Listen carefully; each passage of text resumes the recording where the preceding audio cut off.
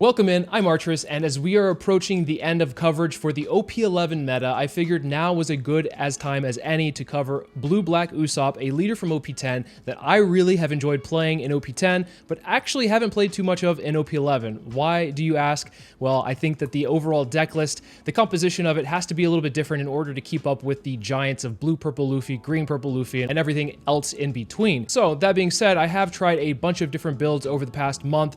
None have felt amazing, but one that actually stood out the most to me was a list that topped in Japan months ago that was running 10 cost Kuzan. So in this video, we're going to attempt that build and see how it does overall, taking more of a control aspect as opposed to the King Kong gun win condition. But before we go over the leader, the deck list, and everything in between, make sure to hit the sub button if you're new to the channel. Also, if you enjoy the video or just enjoy Usopp in general, give the video a thumbs up. It helps out the channel so much. Thank you all for the support. Additionally, if you'd like to talk about the One Piece card game outside of the YouTube comments, make sure to join the Discord community. The link for that is in the description below. So as a refresher, Usopp is a 4-life blue-black leader that reads, your cost 2 and greater Dressrosa type characters have +1 cost, and the opponent's turn once per turn. This effect may be activated when one of your Dressrosa type characters are removed from the field by your opponent's effect or are KO'd. If you have 5 or less cards in your hand, draw 1 card. So the overall theme with this leader is you're trying to build out Dressrosa type characters. There's a whole package here where you're able to cheat out bodies on 7,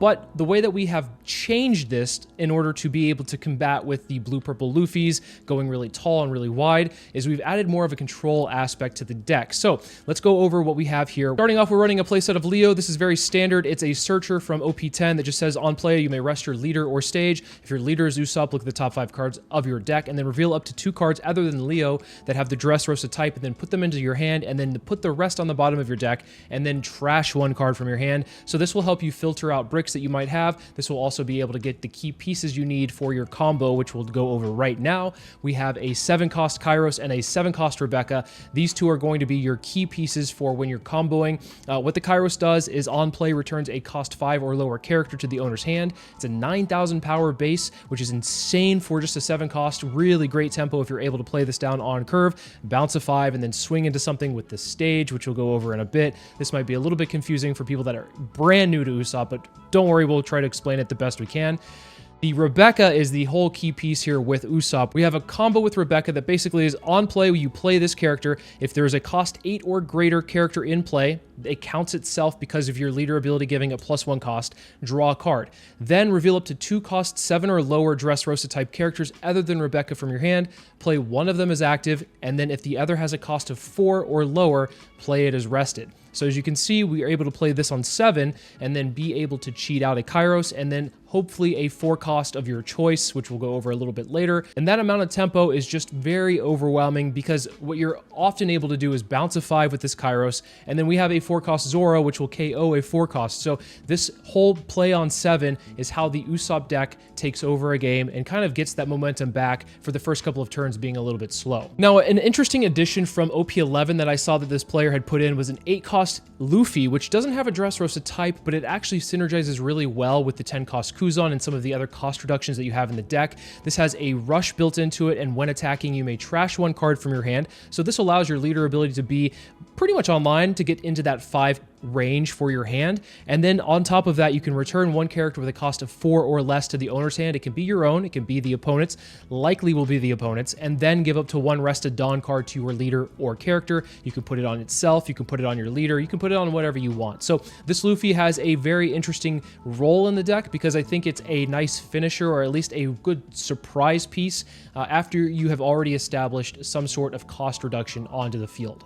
We're running 1 Rebecca. This card is actually really interesting in the deck because it can't find itself, right? It can't find Rebecca's, meaning it can't find the 7 cost, which is very important. So if you play this out, you're likely playing this out to be able to find a piece to play with the 7 cost Rebecca. You're never playing this to find the Rebecca. Oftentimes when I do play this Rebecca, and so I understand why this list has cut this down to 1. If you want to run more, you can, but it makes sense because it is a good one-of to be able to find something that's Dressrosa related other than the 7 cost, because sometimes you have the 7 cost, but you don't have the combo pieces. This will help you get there. We're running 2-man Sherry, just a great card to be able to recur some things into your hand, whether it's 2K counters or 4-cost characters that have been added into the trash, or even 5-cost characters for that matter. It could be anywhere from 3 to 5. So it hits a lot of things in the deck. And so Man Sherry, as a result, is a pretty good card into the deck overall. This one, your opponent has to respect, and if they swing into it, it is a Dressrosa type. So if you are at 5 cards or less in hand, you get to have your leader ability procced. So that's pretty important. Then we're running 4 EDO. This is a 2-cost blocker, just a nice little chump blocker to put down very early and get a free draw with your leader ability, and you can recur it later on with some other cards in the deck. We're running 4 One-Legged Toy Soldier. This is a very important card for 2 reasons. One, it's a 2K counter, it's searchable, and then also, I guess this is the third reason, it's a -3 cost to anything on the field with an Activate main. So that's also probably the most important piece overall, is you can have some cost reduction into your 2K counters, which, as we've seen into like the Navy archetypes in the past, like Suru, the 1-cost 2K counter, very important for the deck. This is kind of the same functionality. Running a playset of Barto blockers, a 2K counter, but also a blocker. Very nice to be able to play down on curve if you need to, block, get the leader ability to draw, and then you can recur it with this Frankie, because the Frankie is a blocker that brings back a 3-cost or lower character from the trash. Has to be a Dressrosa type character, so it can bring back the Barto, it can bring back the EDO, it can bring back Man Sherry, it can even bring back the One-Legged Toy Soldier. So Frankie has a lot of options here, but the reason that we have a playset of Barto is just an additional playset of blockers, which we're running in total. I think we're running like 14. Yeah, so we're running 4 EDO, 4 Bartos, 4 Frankies, and then 2 Sabos. So we have a lot of blockers in the deck because we're trying to use our leader ability or get it off as much as possible. And sometimes your opponent will be smart about it and swing when you have more cards in hand than you can counter out with. So having things like blockers to force your leader ability is very important. I mentioned the 4-cost Zoro. This is a very important card for the deck, being able to on play rest up to one of your stages or leaders, KO up to one of your opponent's cost 4 or lower characters, then place the top 2 cards of your deck into the trash. The important thing to note here is that you have to either rest your leader or stage. So if you haven't found your stage yet, you're going to have to use your leader to do this ability, which can be kind of a pain at times because you need to be able to swing to apply pressure. But in some matchups, you can't swing, like maybe into Blue Purple Luffy. You're unable to swing because your leader is just a 5K base and you're trying to play on curve anyway. So this will actually be better in those matchups. You actually just rest your leader to get this character ability off. We're running 2 Sabo. I really enjoy this card. If you've watched the channel for any period of time, you understand that I really like this card. It's a nice blocker that draws 2, trashes 2, and then protects the board from being KO'd for an entire turn cycle. So that is very important. This is also nice in the deck because if your opponent has something that rests a 5 cost, which there's plenty of things out there that rest 5 cost, this is actually a 6 cost because of the leader ability giving +1 cost to this character. So the Sabo at times can be very important to be able to stabilize and prevent your opponent from resting any blockers, or at least resting a very important blocker to go for lethal. One of the biggest changes to the deck going into OP11 has actually been the addition of Haruden, a 6-cost character from OP04, and I think it's about time we've added Haruden to the deck, mostly because of like lore accuracy. If you can see at the very bottom of the art box, we have a little tiny Usopp here being held up by Haruden, so a nice little addition into the deck because of that. But more importantly here, what we're doing with Haruden is activate main. You may rest one of your leaders. Very strange, but I did talk about this in some matchups. It's very important, especially Blue Purple Luffy. Reduce the cost of one of your opponent's characters by -4 during this turn. So this will allow you to get a lot of 9 costs down to 5. And so why are you getting 9 costs down to 5? So that you can pop them with the 10-cost Kuzan, which says your turn, all of your opponent's characters get -5 costs, and then on play, KO up to one of your opponent's characters with a cost of 0. So on your 8 Dawn turn against Blue Purple Luffy, you can establish a Haruden.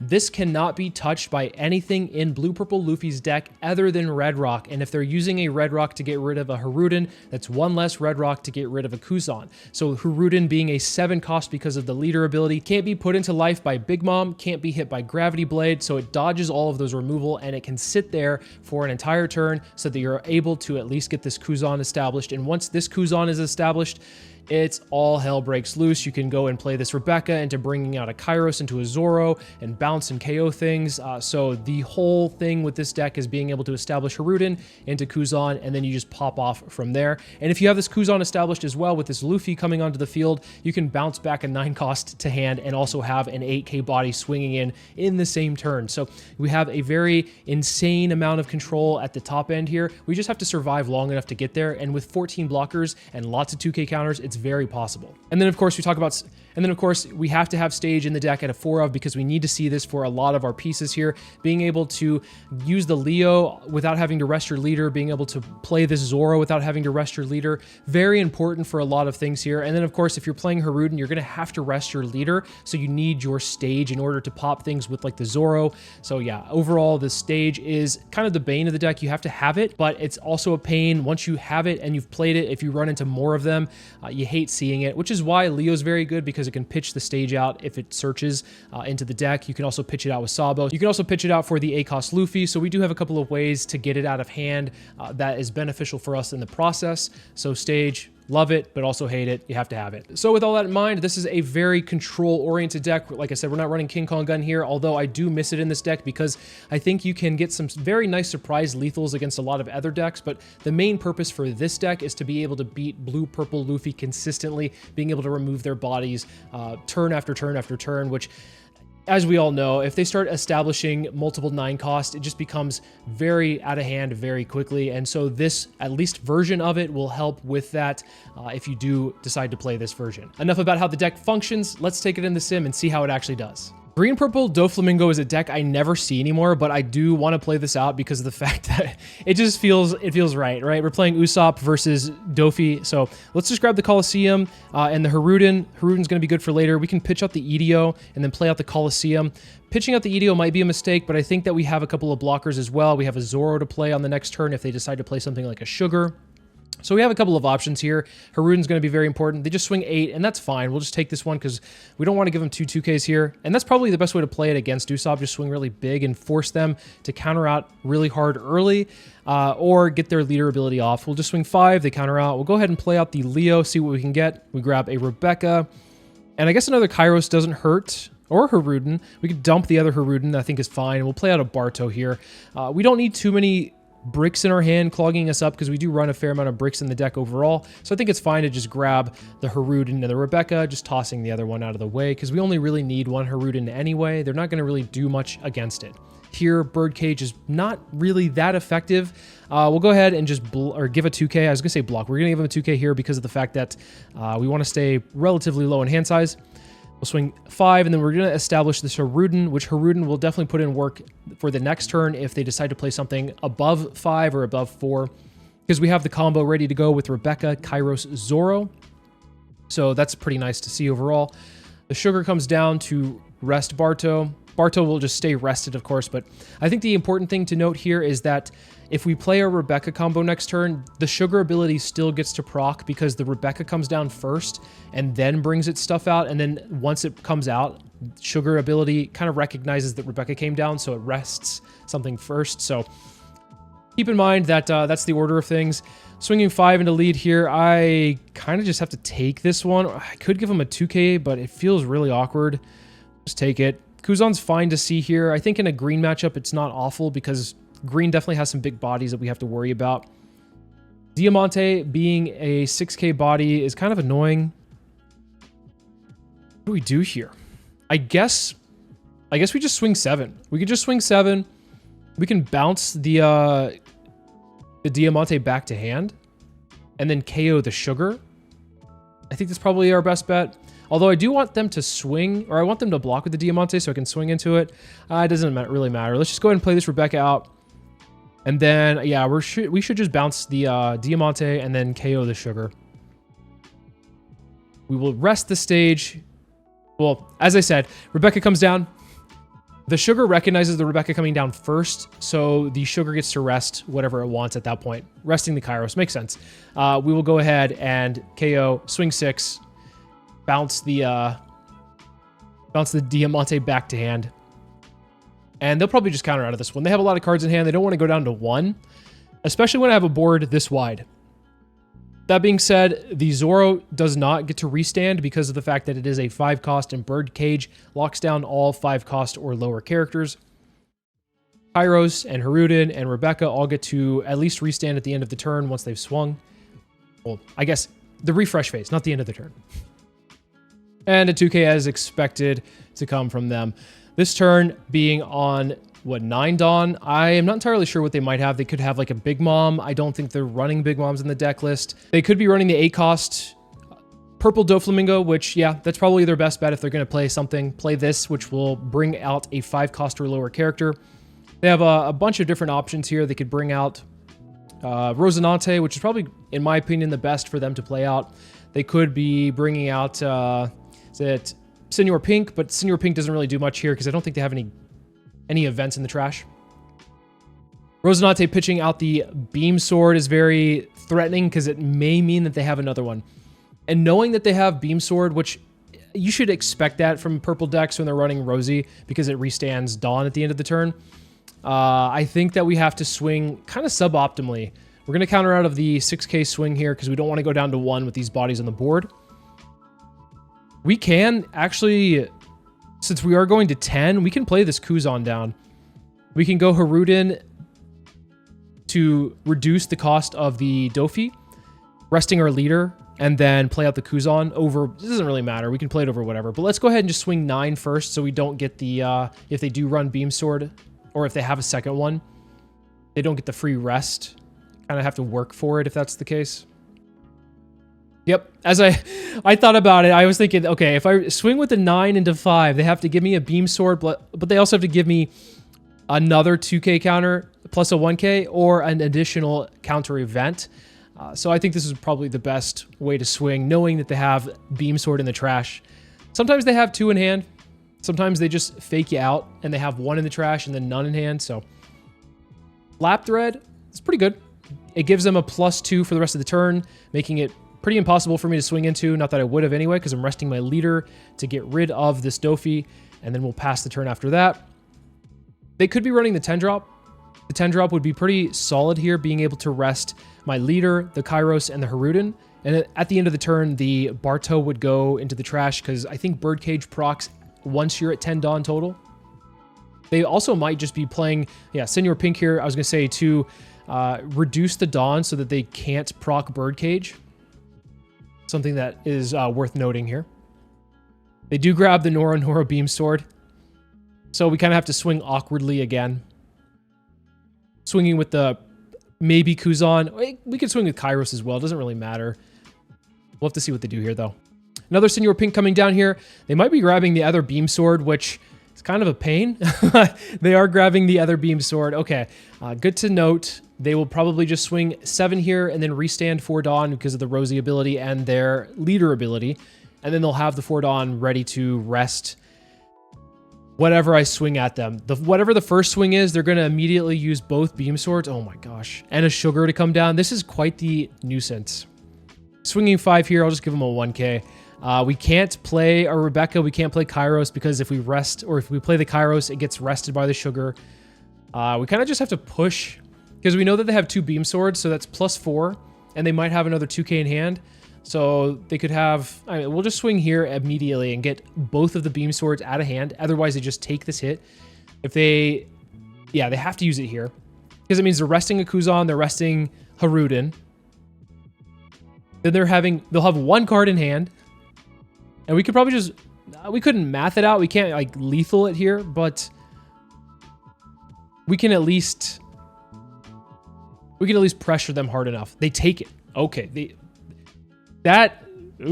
Okay, well, I think we just swing like maybe 7.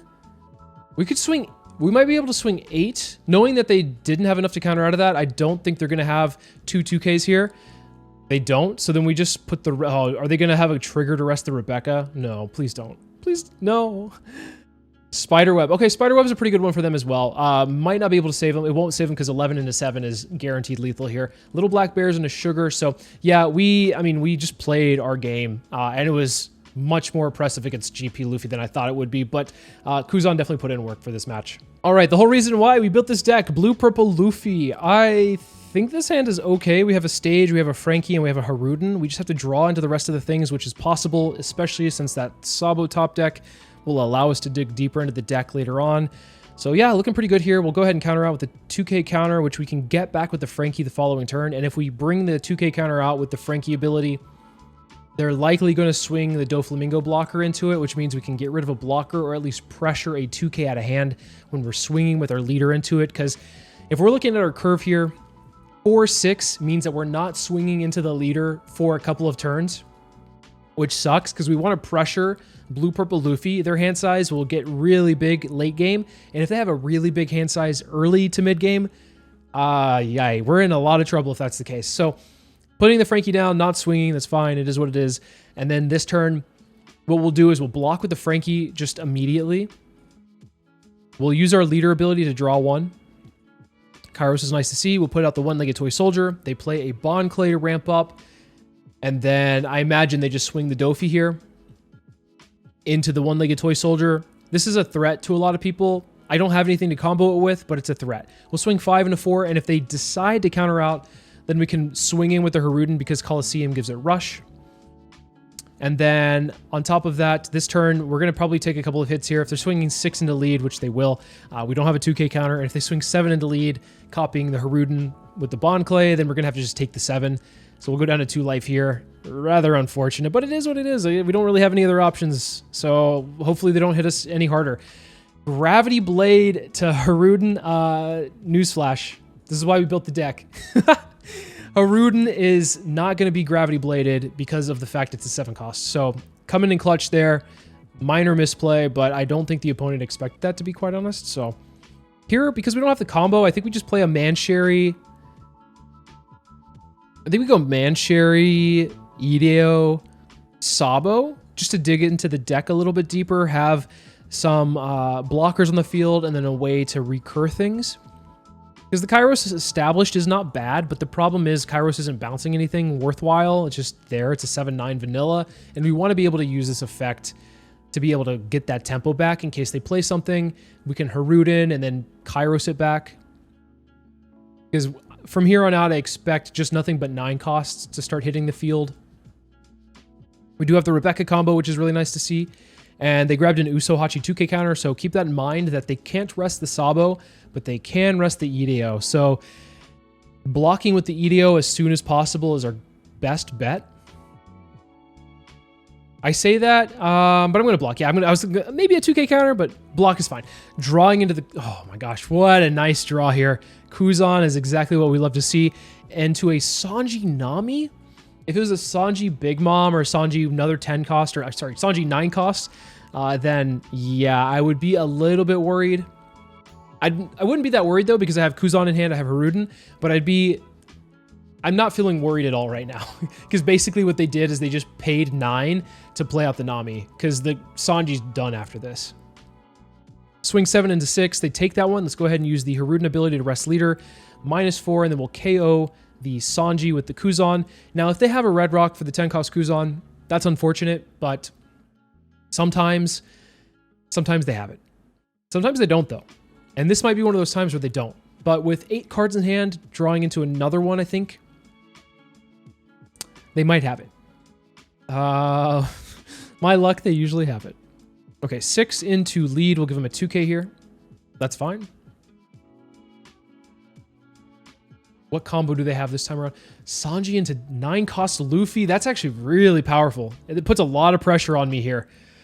Oh, yeah. We're just going to block this one with the Sabo so that we can get the card draw and stay at 2.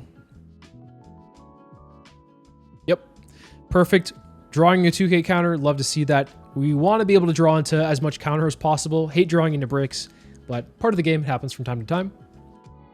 Are they contemplating swinging with the Nami? They are. Oh my gosh. I like how this person plays. They're playing very aggressive with their units. I think because they have so many cards in hand, they don't feel pressure of dying.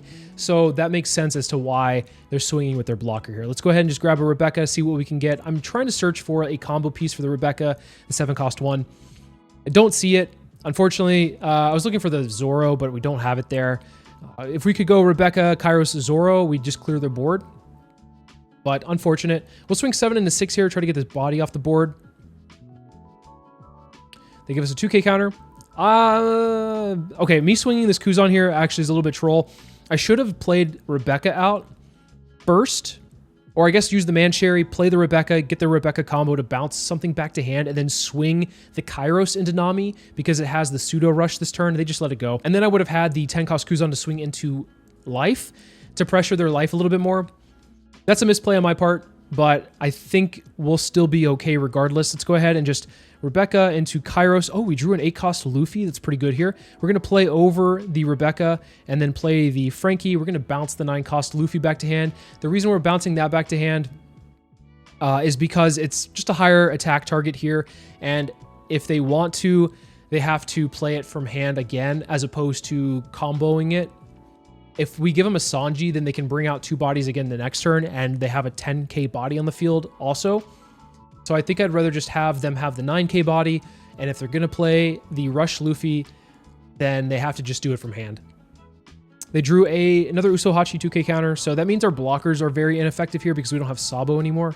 Let's go ahead and just give them a 2k counter for the 6k swing. I imagine it's going to be going to face. They might actually go for the Mancherry. If I were them, I'd probably just hit the Mancherry, to be quite honest, because of the fact that if this Mancherry stays on the field, I'm going to get a lot of value over the next couple turns.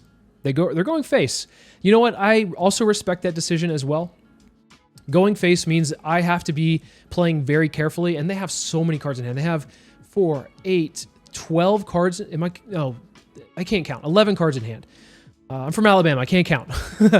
So they'll go ahead and play Luffy here. They're going to go ahead and swing 10, which I don't know where they're going to swing 10, but they probably face because the last 2 came at face. And if they swing face, that means we have to... They're swinging Mancherry. Okay, I mean, okay, sure. That's fine. You can have the Mancherry. What they should have done is swing with the leader instead. Oh, this is a very interesting position to be in here. The 10-cost Kuzan clears something guaranteed, but we also have a Luffy, which can bounce something back to hand and also pressure. I think the Luffy's better here, to be quite honest. Let's go ahead and just swing with the 7 to begin with. With all of these cards in hand, they're probably going to survive these hits or be able to counter out of them. And that's fine. I didn't want to hit them anyway. Okay, they give us a Usohachi, which is good. We want to see those Usohachis come out of hand because we don't want them to be able to rest our blockers. I think that's 2 that they've pitched so far. They might have 2 more in hand ready to go. And if they do, we have 2 blockers to play as well. But I think the best play here, they took the 9. Strange enough, to God Thread. What does God Thread give them? 2 Dawn active. What did they could rest. They might be playing Beam Sword. I doubt they are, but they could. They might just have double giant. That's probably what it is, double giant. Okay, so gear 2 and maybe a giant. So that's fine. And then what we can end up doing is we can go ahead and play the 8-cost Luffy. I think it's probably going to be our best bet. Just tempo them with this 8-cost Luffy. Swinging 8 into 6 is kind of awkward. We can put 1 underneath our leader. We'll pitch out the 10-cost Kuzan. We're going to bounce. We'll bounce the 9-cost again because it's just the better target to bounce here, in my opinion. 8 into 6 is going to be awkward, but if they have another gear 2, then it should be fine. Shouldn't be a problem for them. Luffy at this point in the stage of the game will be able to get as much counter as they want. So we just need to pressure face and get all of that counter back out of their hand. They do, okay, so they have pitched 3 Usohachis I just saw there. So they only have 1 left in the deck, which means that our Frankie is relatively safe. So we can drop an Ideo and kind of just guarantee that they can't rest both of them. They could do like a Gravity Blade play, and if they Gravity Blade, I would have enough to get out of a 9-9 or like an 8-10. We also get the draw off of that too, so I'm just trying to think if they're outs here. We are in a little bit of trouble though because of the fact that they have so many cards in hand, but we do have a couple of blockers to at least stay alive here. Okay, so they got a 2k Sanji from that search. I would only imagine that they have so many 2Ks in hand. So they're going to swing 9 first, 9 into 8. Okay. They're just trying to board clear. I think they're feeling a little bit of pressure. So that's good for us. Means that they might not have as much counter as we think they have. Give them a 2K here, meaning that they have to get through 2 blockers to get to any of the units, which is quite the nuisance. Okay. Big Mom. Okay, that's... You know what? We like that. We like seeing that. So they had Thunder Bagawa was the 2-cost event. That makes sense. I've seen a lot of people run that. They do put a Frankie into life here, and they decide they don't swing, which that's fine. The swing, I would have taken the swing anyway. Okay, so they just FF. But to be quite honest, we were in a position where it's pretty much game. Like they have to play super defensive from here on out. We have ways to remove their board. Yeah, if they swung the 6, I would have taken it, grabbed a Zoro, and then been able to get rid of their board after that. So yeah, this is kind of how you have to do it. Establish a Kuzan, and then just slowly pick the board apart every turn. Against GP Luffy here, I'm going to take second. I want to take that away from them. Usually I want to go first in most matchups, but I don't like the fact that if I go first, it gives them what they want, and they love playing second, so we're going to take that away. This is a okay hand. We have a potential combo ready to go later on. Our early game is pretty bad, though. We'll just play out the Coliseum and pass, and we might just have to play out the Barto as a blocker this next turn. It's going to be really awkward, and they do have stage, which means that our Rebecca... Kairos Zoro combo is not going to be super effective against their board because they can at least protect something. Swinging 5 in the lead. I'm just going to counter out that one to get the to stay rather healthy. I don't want to take hits too early. Maybe I should have countered out with the Barto, seeing that I drew into the Frankie here. We'll just swing 5 in the lead. They'll likely take it. Usually they just take hits down to 2, which means that they have enough cards in hand to be able to protect their units if you decide to swing into it. A Gum Gum Jet Gatling means that they are able to play Sanji and Pudding in, if they use their leader ability, they can play out a Zoro or Juro all in the same turn, which is pretty powerful. Let's hope that they don't have that. Yikes. What a good trigger if they have a Zoro Juro. If they don't, then I think it's not that big of a deal. Okay, they don't have it. That's good for us. That's really good for us. They just grab the, I think it's the resting Zoro, the EBO2 Zoro. We'll take the 7 and we'll block. If they swing 6 with the Frankie, I think we might block it. We also could just give them a 2K here. If they're swinging 5, that's also really awkward. They don't swing at all. Okay, well, that's perfect for us. Didn't have to think about anything else. We can just swing in. We could go ahead and play out a Barto. I think that's fine. Swing 6 here. We could also just swing with the Frankie as well, maybe pressure them, but I don't know, maybe that's a little bit too ambitious. I think just playing the Barto here, and this is what I mean, like with Usopp's early plays are kind of just like awkward until you get to 7 Dawn. Second Sanji and Pudding. I think this one might be over. This one, it feels a little rough. I don't know how we're going to be able to answer their board. And, I mean, they only have 6 cards in hand. Thankfully, they haven't been able to draw a whole lot. The Zoro coming down will only be able to rest the Barto because the Frankie is a 5 cost, and so the 4 cost stipulation for Zoro won't take place. Frankie into it's pretty good. We will get our draw from the leader ability, and we can also bring this Barto back out if we take a hit. Oh, actually, the Zoro is live. The Zoro has rush, so, I mean, it doesn't really matter. We can take a hit whenever, but I think we just go ahead and take this one. If they swing the Sanji and Pudding, they're not swinging the Sanji and Pudding, interestingly enough. I think it's because they might be worried about a Kairos coming down this turn, which makes sense. They also didn't use stage. So that's a misplay on the opponent there. Not that it's a huge misplay because I would be able to bounce one of the Sanji and Puddings anyway. I wouldn't be able to bounce both of them, so it is what it is. We'll swing 4 into 4 here. Milling out a Kuzan. Kuzan could be good in this matchup if we establish one, but we're also at 2 life. Not feeling too comfortable here. Swing 9 into 4. We have pseudo rush because of the stage, which is very nice. 6 into 6. We'll pass the turn. I think we're in a pretty solid spot. Not a great spot, but a solid spot. They have a lot of Dawn to work with, though. Luffy Taro into a Sanji and Pudding, which we probably just bounce that one back anyway, and they might have another one. Who knows? They could play out 3. It wouldn't be a surprise. So this turn, I think what we end up doing, because we are at 6 in hand, we need to counter out of at least 1 attack first. It's perfect. We're going to give them a 1K here, so that now we're at 5 in hand, and if any of these units go down, that we get to at least draw off of it. What do they do? Minus... Okay. Minus 5 into the Kairos here. I do have a blocker, so I'm just going to block this one. Yeah, 8 into 4. I'm just going to block this one. That makes sense the most. We'll go ahead and bring the Barto out as a blocker for backup. And what can we do this turn? We have Kairos, double Kairos. We have Zoro. We have Luffy. We have not too many options like to bounce the standing one. We kind of have to bounce the one that's rested, which is awkward.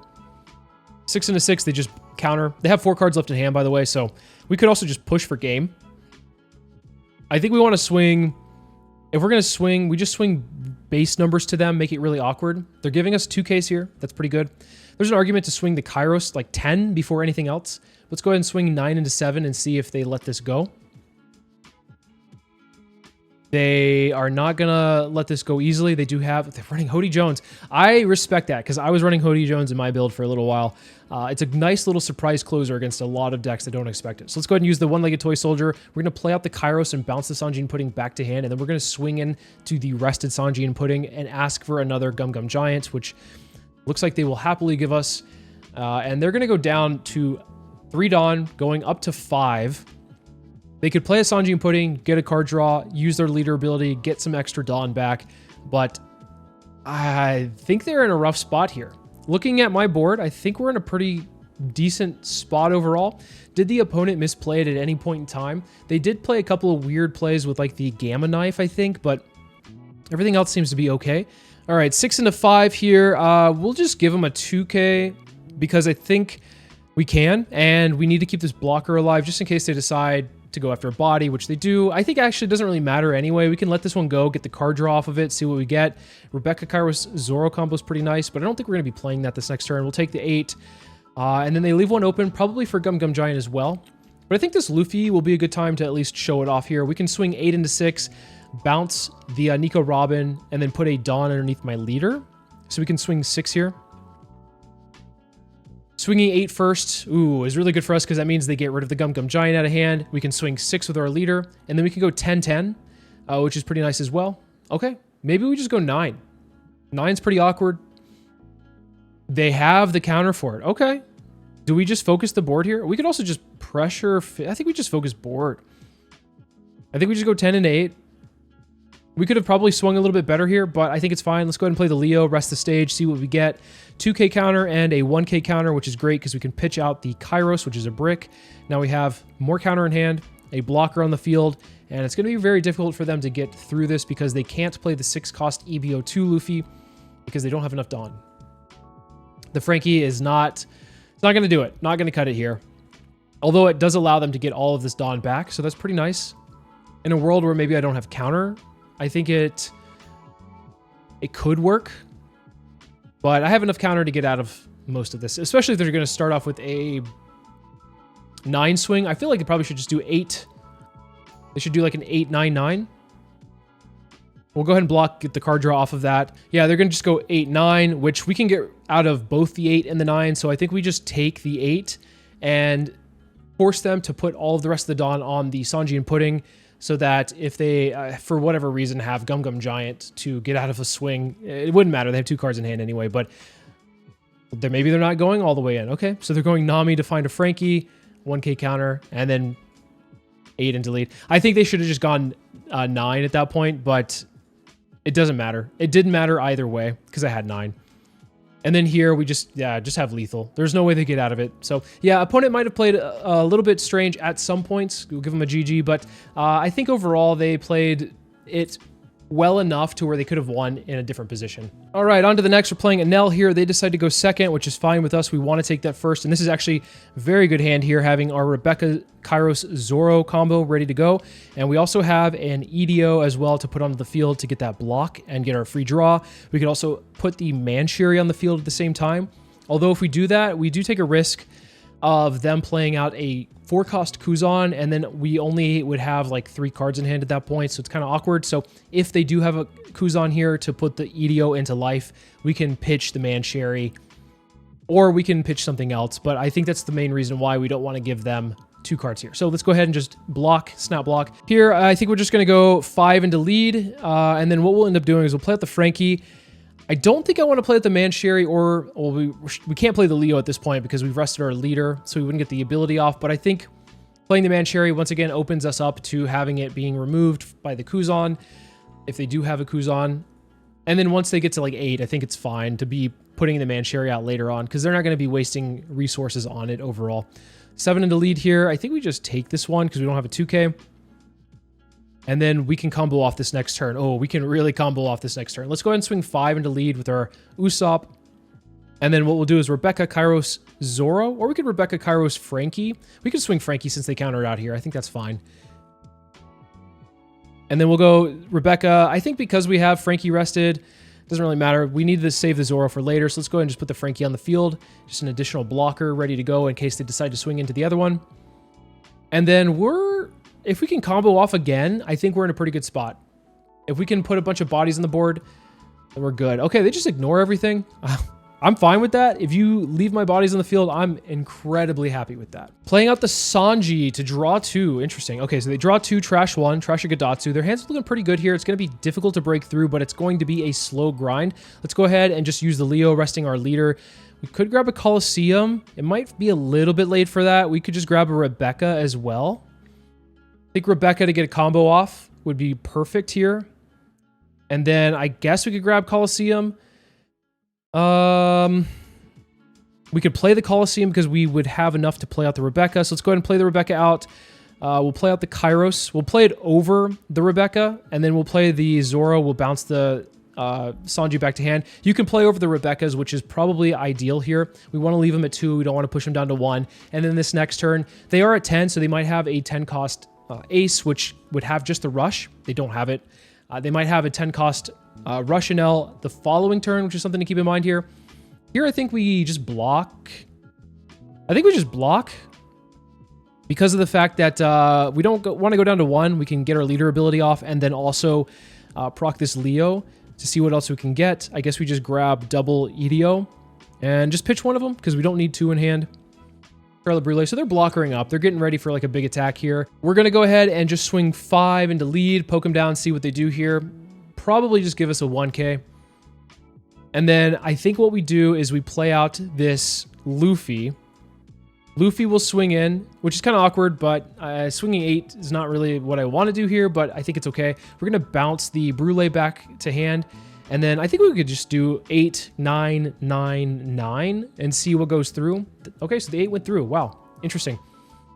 Let's go ahead and swing 9 here because they might have something that KOs a 5 cost in life, and we don't want to be punished by that. We're just going to leave the Frankie standing upright just as a nice way to protect ourselves because I imagine that they're going to try to heal this next turn with like a 10 cost Enel, or it could be Ace, but Enel is the better of the 2 here. We'll just swing 9 into lead here. If they take this one, they go down to 0, but they have lots of cards in hand, so let's just see if we can get cards out of hand, which it looks like they're doing. 0 cost event plus a 2k counter, and then we're going to go another 9 here. They could block it. I think blocking it here kind of gives me the incentive to push really hard next turn. Not that I wouldn't, but I think, okay, they just give us a lot of cards. Because of that, I'm feeling pretty confident to like really go hard this next turn, and they give us 3 0 cost events, which means that the chances of a 4th one being in the life is very low. So something to keep in mind here. Just swinging 5. Yeah, makes sense here. I think I'm just going to go ahead and give them a 1k.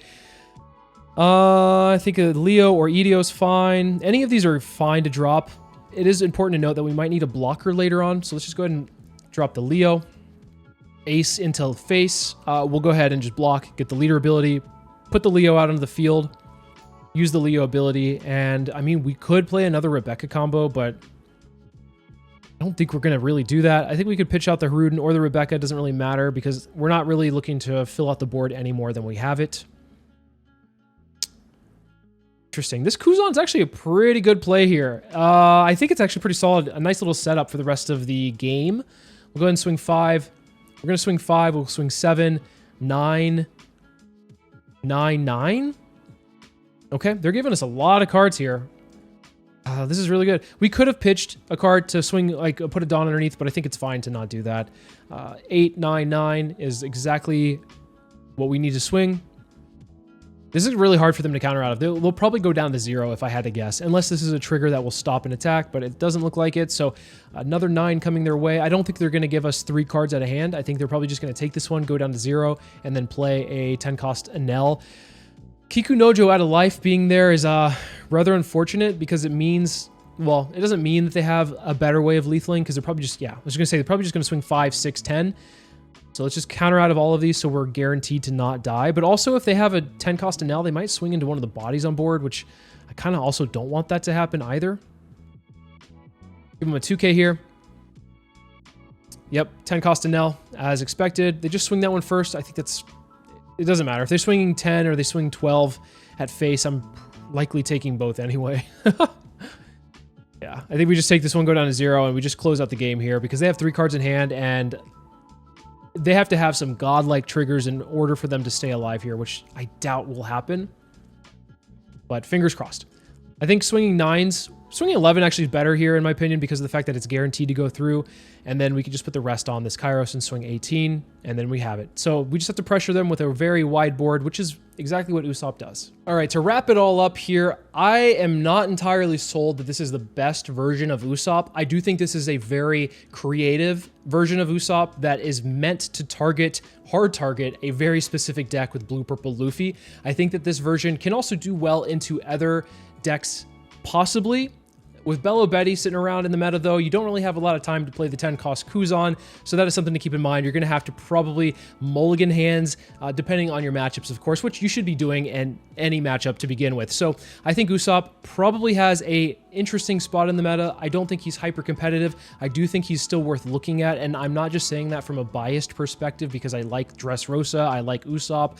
I think that the fact that he has many different tools in blue and black is probably his most inviting factor to play him, but I do think that there's just a lot of different decks coming out pretty soon in OP12 that are just going to run over Usopp if you're going into a meta where you have a lot of green Zoro. If you block with any of your characters, Zoro gets a free restand, which doesn't feel great either. So I think that Usopp's time has definitely just come and gone very quickly. I think OP10 was definitely the best time to play him, but also it wasn't a great time to play him either because Shanks was definitely running amok at that point in time. So Usopp, is he good? I'm not entirely sure. I think he's just kind of, I hate to say it, he's kind of mid, but he is definitely worth exploring more into because I think that people kind of just played him a little bit and then moved on. Depending on support over time, I definitely think that he could be a leader that we could see rise up in the future. Maybe he gets some more support in like an EB set or something like that, but at the time, I'm not entirely sure he's worth taking to any kind of competitive events, but I could be wrong. Who knows? I'm wrong quite often. Who knows?